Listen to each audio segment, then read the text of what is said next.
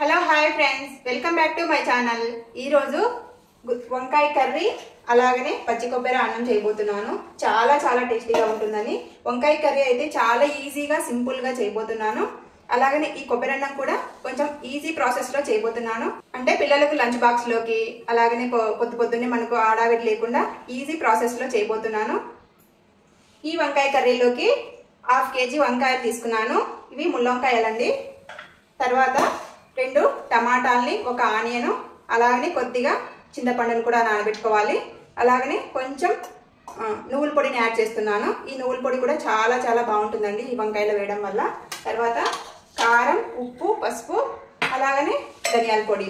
ఇవే అన్నమాట ఈ వంకాయ కర్రీలోకి ఈ ప్రాసెస్. తర్వాత కొబ్బరి అన్నంలోకి వచ్చేసి నేను 1/2 కొబ్బరిని తీసుకున్నానండి. మొన్న ఏకాదశి పండుగ వచ్చింది కదా, ఆ పండుగ రోజు కొట్టిన కొబ్బరిని ఫ్రిడ్జ్లో పెట్టేసి తీసుకున్నాను అనమాట. ఈ కొబ్బరి అంతా కూడా వేస్తాను.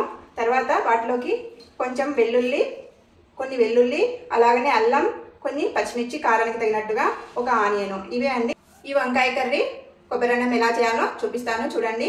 ముందుగా మనము వంకాయలు కోసి ఉప్పు వాటర్లో వేసి పెట్టుకుందాము. చూడండి, సన్న ముక్కలుగా వంకాయలు కట్ చేసి పెట్టుకున్నాను. ఉప్పు వాటర్లో వేసి పెట్టుకున్నాను అనమాట. తర్వాత ఇప్పుడు స్టవ్ ఆన్ చేసుకోవాలి. స్టవ్ ఆన్ చేసి బాండీ పెట్టాలి. బాండీ వేడయ్యాక 2 టేబుల్ స్పూన్ ఆయిల్ వేసుకోవాలి. అండి బాండీ వేడయ్యింది. ఇంకా 2 టేబుల్ స్పూన్ ఆయిల్ వేసుకుంటున్నాను.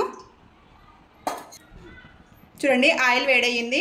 ఆయిల్లో 2 టేబుల్ స్పూన్ ఆవాలు, 1 టేబుల్ స్పూన్ జీలకర్ర, అలాగనే 2 ఒట్టి మిరపకాయలు తుంపి వేసుకుంటున్నాను.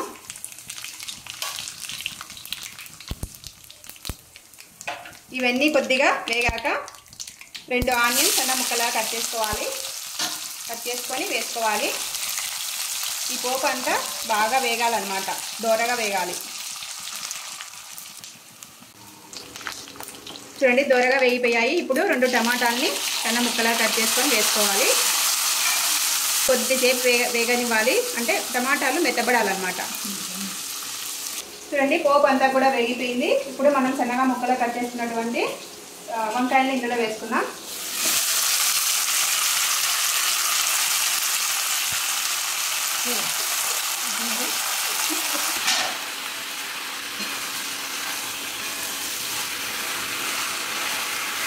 ఇప్పుడు ఇందులో 1/2 టేబుల్ స్పూన్ పసుపుని వేసుకుంటున్నాను. తర్వాత రుచికి తగినంత కారాన్ని వేసుకోవాలి.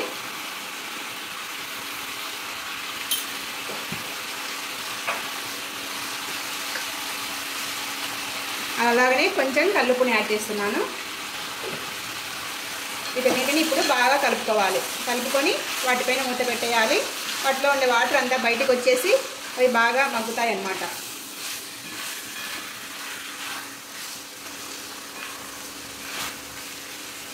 చూడండి, బాగా కలుపుకున్నాం కదా. ఇప్పుడు వాటిపైన మూత పెట్టేయాలి. చూడండి, మంటను సిమ్లో పెట్టేసి మూత పెట్టేయాలి. ఇంకా అవి మగ్గేస్తాయి అన్నమాట. ఇప్పుడు మనం రైస్కి కొబ్బరి అన్నంకి రెడీగా పెట్టుకుందాం. చూడండి, వంకాయ కర్రీని అటు సైడ్ గ్యాస్ మీదకి తిప్పేసాను. ఇంకా ఇటు సైడ్ వచ్చేసి రైస్కి పెట్టేస్తున్నాను కొబ్బరి అన్నంకి. ఇంకా స్టవ్ ఆన్ చేసుకోవాలి. ఫస్ట్ స్టవ్ ఆన్ చేసుకొని కుక్కర్ పెట్టేయాలి. నేను ఈ కొబ్బరి అన్నాన్ని కుక్కర్లో చేస్తున్నాను. ఫస్ట్ 2 టేబుల్ స్పూన్ ఆయిల్ వేసుకోవాలి.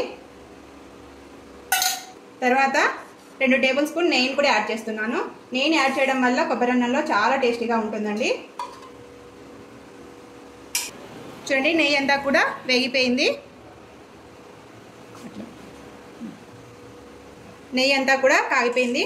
చూడండి, బిర్యానీ ఆకులు, సాజీరా, చెక్క, లవంగాలు, మరాఠీ మొగ్గ నేను వేసుకునేటివే. ఇవి వేసుకొని కొద్దిసేపు వేయించుకోవాలి.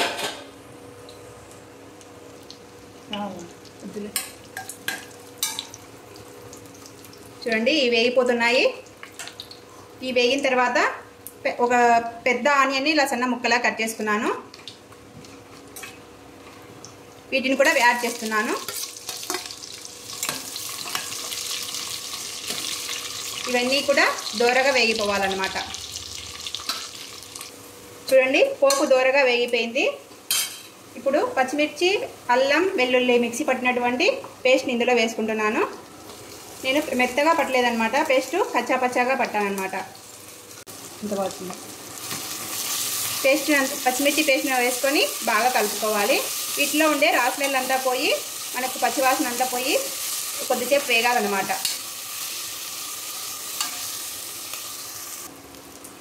చూడండి పోపు అంతా కూడా వేగిపోయింది కదా. ఇప్పుడు సన్నగా తురుము పెట్టుకున్న పచ్చి కొబ్బరిని వేసుకోవాలన్నమాట. సన్నగా తురుము పెట్టుకున్నాను చూడండి.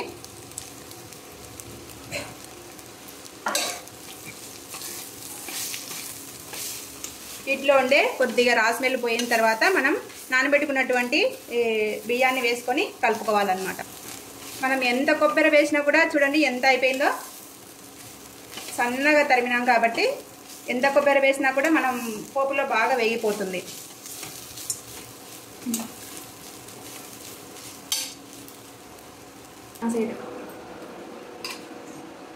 చూడండి పోపు అంతా కూడా వేగిపోయింది. పచ్చి కొబ్బరి అంతా మనం ముందుగా నానబెట్టుకున్నటువంటి బియ్యాన్ని ఇందులో వేసుకోవాలి.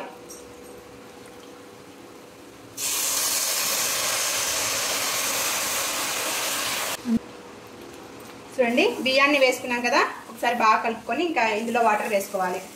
మనం నార్మల్ బియ్యానికి నీళ్ళు ఎట్లా పోస్తామో అలానే 1:2.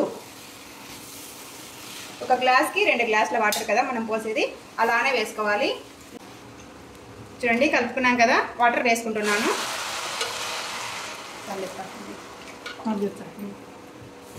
చూడండి బాగా కలుపుకున్న తర్వాత వాటర్ వేసి రుచికి సరిపడా సాల్ట్ని వేసుకోవాలి. అన్నంలో కొద్దిగా సాల్ట్ సరిపోయే విధంగా వేసుకుంటేనే టేస్ట్ వస్తుంది కదా. అందుకని సరిపోయే విధంగా వేసుకొని సాల్ట్ని బాగా కలుపుకోవాలన్నమాట. ఇంకా నార్మల్ రైస్ ఎలా ఉడకబెట్టుకుంటామో అలానే ఉడకబెట్టుకోవాలి మూత పెట్టేసి. చూడండి ఇంకా సాల్ట్ అంతా వేసి కలిపెట్టేసాను కదా. ఇప్పుడు చూడు మూత పెట్టేశాను. రైస్ అవుతూ ఉంటుంది. ఇక్కడ వచ్చేసి వంకాయ పెట్టేసాం కదా. ఎంతవరకు వచ్చిందో చూద్దాం. చూడండి వంకాయ ముక్కలన్నీ కూడా మెత్తపడిపోయినాయి. మనం సిమ్లో పెట్టుకుంటే వంకాయ ముక్కలు బాగా మెత్తపడిపోతాయి. అలాగనే కింద అడుగు అంటది అన్నమాట. మనం ముందుగా నానబెట్టుకున్నటువంటి చింతపండు పులుసుని ఇందులో వేసుకోవాలి. చూడండి చింతపండు పులుసుని ఇందులో వేసుకుంటున్నాను.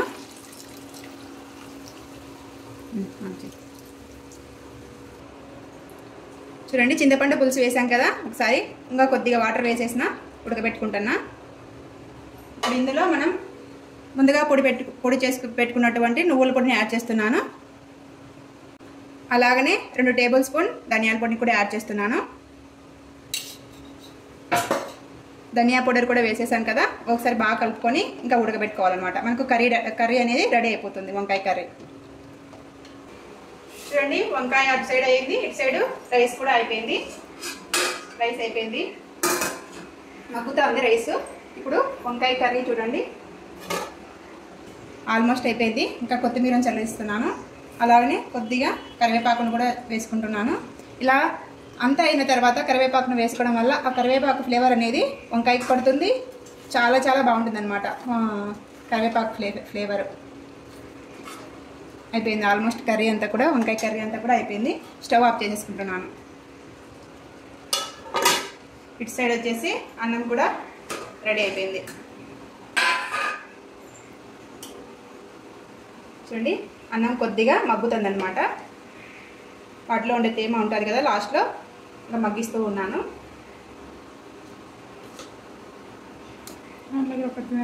వేస్తా చూడండి ఎంత బాగా అయిందో. నేను కొబ్బరి పాలు పోయకుండా కొబ్బరిని తురిమి వేసాను అనమాట.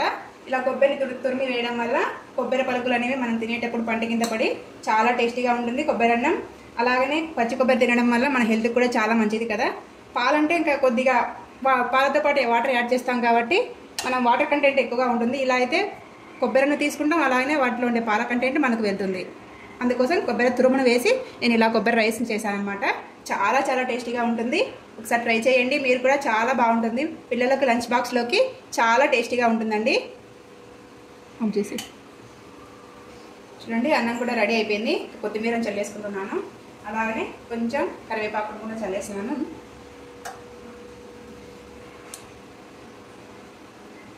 ఎంత పొడి పొడిగా ఎంత ఎమ్మీగా ఉంది కదండి.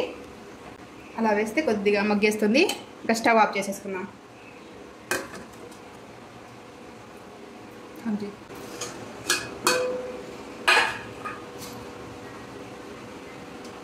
వేడి వేడి కొబ్బరి అన్నం,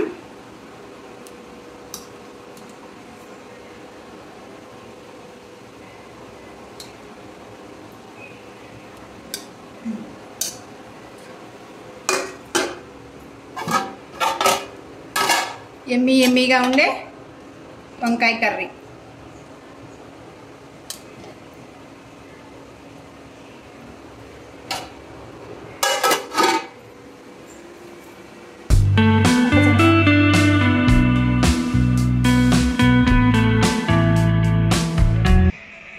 వేడి వేడి కొబ్బరి అన్నం, వంకాయ కర్రీ సూపర్ టేస్టీగా ఉంటుందండి.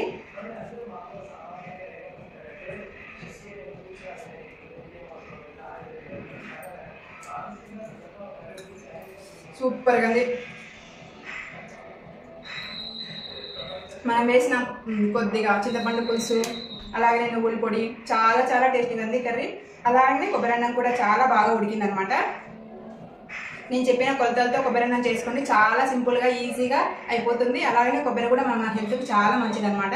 వీడియో నచ్చితే లైక్, షేర్, సబ్స్క్రైబ్ చేసుకోండి. మా ఛానల్ని ఆదరించండి. ఇలా మంచి మంచి వీడియోస్ మీకు అందిస్తాం. Thank you for watching.